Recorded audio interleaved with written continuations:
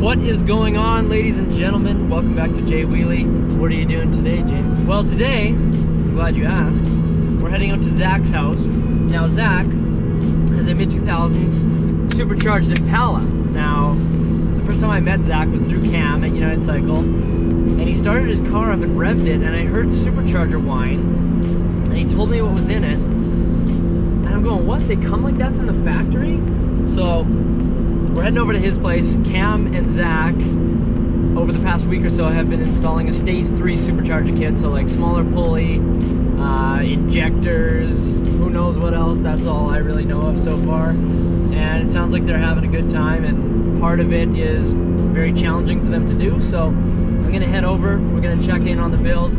I know nothing about these cars, but I'll put everything you want to know down in the description, so check that out. Let's see it.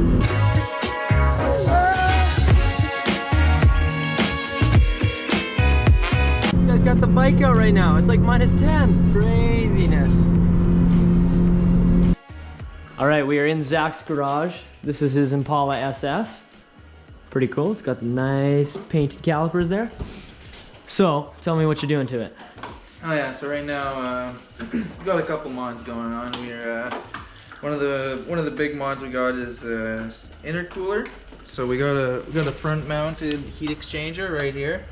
And then that runs some coolant hoses to a pump, and that also pumps it to this is actually the intercooler core itself, right underneath the supercharger. It's sandwiched right in between. So the air that's about to go from the supercharger before it goes into the engine, it actually gets cooled off. Right on. Yeah, and then we're also doing a smaller supercharger pulley. Because since it's smaller, it actually spins faster, and therefore it sucks more air in and gives you more boost. Makes more power. Yeah, and more boost, more power. Yeah. So also since I'm dropping the pulley size so small, I'm actually gonna get some larger fuel injectors, because once you add more air, you have to add more fuel in order to keep up with the amount of air, because it has to match a certain amount in the engine to make it go boom, make it go fast. Make it go boom, baby. Yeah. So how much did all this cost you? What did you get, and how much was it? Okay, well, in total, well, this is actually the second time we're doing mod shoot. The first time it cost me about $1,500, and this time around is about it's about $3,000 in mods. So okay. It's pretty. And then plus with all the extras and everything, like going to the store all the time, and it's like. Yeah. Yeah, it's close to like 5 or 6 grand. Oh, really? Yeah, upgrades.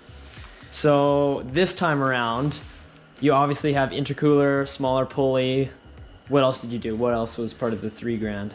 Also, another thing that was a big money chunk was this was a throttle body, aftermarket throttle body here. It's the North Star throttle body, and that actually came in a kit with itself. That came with this adapter plate, came with the throttle body itself. And it came with aftermarket mass airflow sensor. Cool. Yeah, and that was about, just for that kit itself, was like $500. Okay. Yeah. Yeah, it's all right. Cool. And you're getting a dyno tuned after, I Yeah, after it's done, it's going to go straight on the dyno. Sweet. Yeah, we're going to get a tune for the injectors, and then get it on the dyno, and then get a proper tune for it. And see how much horsepower she makes to the wheels. Sweet. I'm excited. Yeah, it's going to be a front-wheel drive monster. Yes, it will. What do you have to say, Cam? Oh, I love Chevys. I love Chevys. Who doesn't, though, right? It's going to be awesome. Yeah. It's going to be good. It's going to be a strong build. Hopefully he doesn't blow a rod out of the block, but we'll see. When it goes on the dyno, we'll find out. Yeah. It'll be rolling around the streets. That'll be the true test, is the dyno. Right on. I think if he's making 400 horsepower, it's just going to be silly fast. Oh, yeah. It's just going to be absurd. It's probably going to make 400 horsepower and like 500 foot-pounds of torque and just be absolutely absurd. Yeah, I'll just rip the back seats out, weight reduction. Exactly.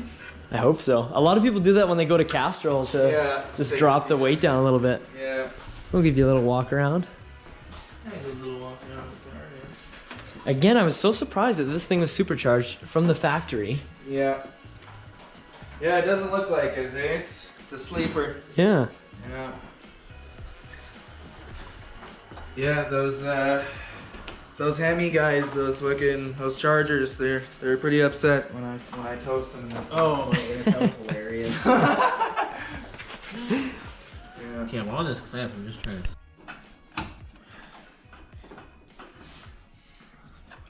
Okay, let go over there. I can adjust it. Can I steal some of your Chinese food? I've been trying to keep quiet, but I'm No, getting go hungry. inside. I know. I've been trying to keep quiet.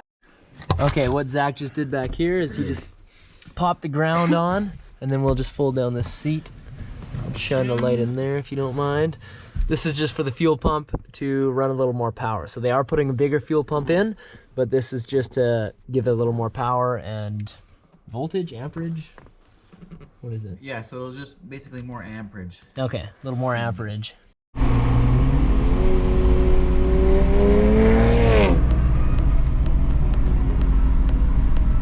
Alright, so that obviously wasn't a full video. That was just kind of a check-in on Zach's car and what's going on over there.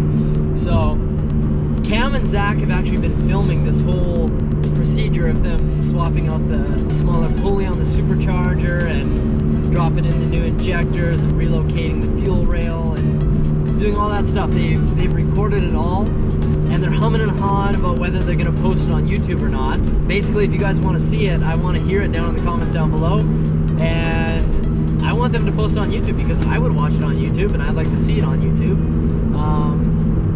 So let me know, what do you guys think? All right, we'll give you guys a pull here. We got a Nissan Juke tailgating us. Second gear,